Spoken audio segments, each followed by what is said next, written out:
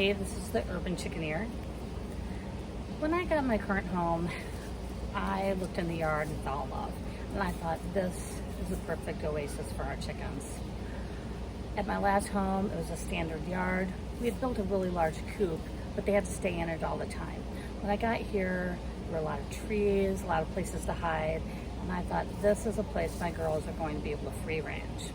So they do. You can see them behind me right now. They're pecking around.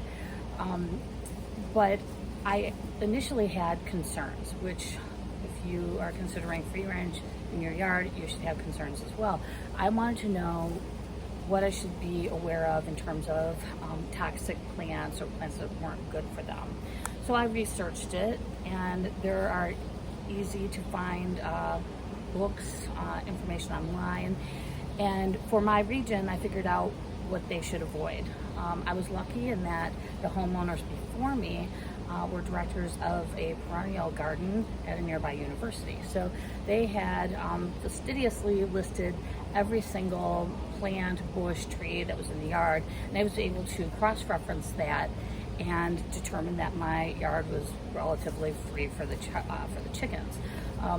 One thing that they do like is the hosta plants, and not only do they like them, they eat them before they are able to fully bloom now. The people before me were slightly obsessed with hosta plants, and we have something like 30 varieties in our yard.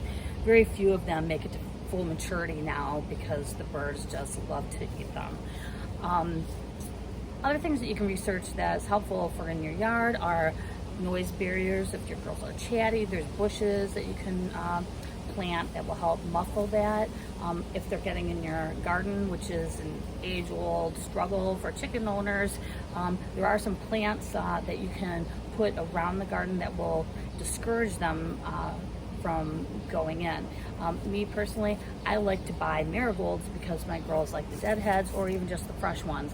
Sometimes I'll buy a flat, just put them down and give them a treat.